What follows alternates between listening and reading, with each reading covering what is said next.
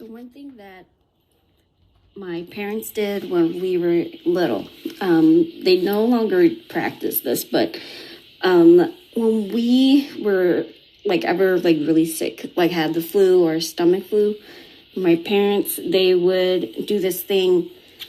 They would make us sit in a chair pretty much with our undergarments on and massage our bodies pretty much from our shoulders to our arms down to our fingertips, pretty much from your torso down to your toes, right? And they believed that if your blood was dark, that you were just really sick. And after they had massaged you all over, they would do this thing where they pat your belly. And then sometimes you would throw up during the process too. It literally felt like an exorcism. I remember throwing up several times when they did those things. And then at the end, they would prick your finger with the needle. They would pretty much do a tourniquet around your finger, right, with a rubber band. And then they will prick your fingers, and then they would watch the blood drop in a bowl of water. And if the blood was really dark and was slowly sinking towards the bottom, they would say, oh, your blood is bad. And you must be really sick or whatever. And then at the end, you got a lime soda. By the next day, your fever, if you had one, would break, and then you'd just be better. I don't remember if that kind of treatment had a name, but I remember that very, very vividly. Growing up and being sick, that was one thing they used to do. Believed was that the stomach and the head had a connection when it came to ailments. If I ever complained that my head was hurting, he would actually massage my stomach. I think at times he thought it would be indigestion causing the head pains. But in the Hmong culture, massaging is a form of treatment for ailments.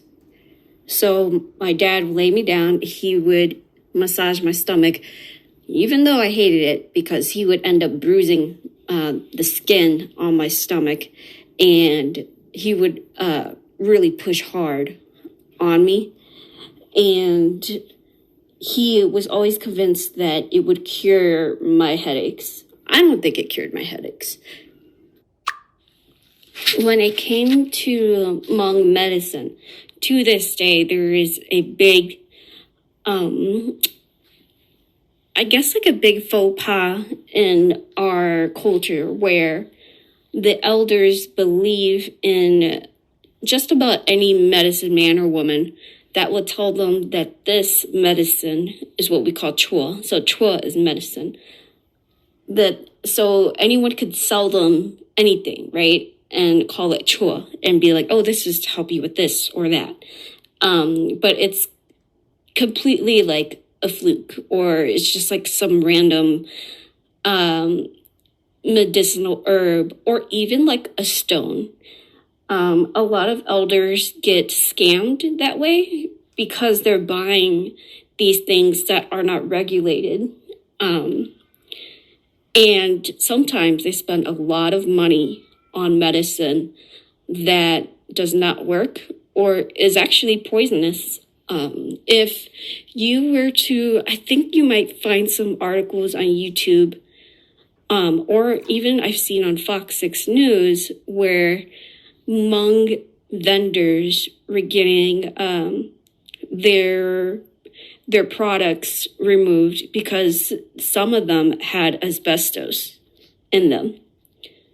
So a lot of Hmong people in the older generation, they believed in a lot of these unfounded medicinal herbs and stones or things found in nature that cure their ailments. But of course, they didn't work or will not work. I was trying to sell him a literal brick, is what my brother said. And he said that my dad, he was at a Hmong tournament, which is typically held every July. They call it J4 because it's the week of July 4th. My dad, he brought my brother with him on one occasion. And my brother was really frustrated with my dad because a vendor was trying to sell him a literal brick, is what my brother said. And he said that it was chua and that it would help, with my father's ailments. And my dad was going to buy it. And my brother got very upset at my dad. Thankfully, my dad did not buy the brick. When my grandma was finally granted permission to stay in the U.S., I believe she was getting her green card during that time. When she first came over, she was actually pretty much stopped in the airport because they had found a lot of herbs, like dried medicinal herbs and leaves and like powders and things like that. TSA had stopped her and they questioned her, like, what is it? And my grandmother, she had my oldest brother explain to them that it was medication. Because I guess there's some rules about declaring items when it comes to things like that. The airport seized all of her medicines that she brought over because they weren't sure what it was. They thought she was trying to smuggle drugs in.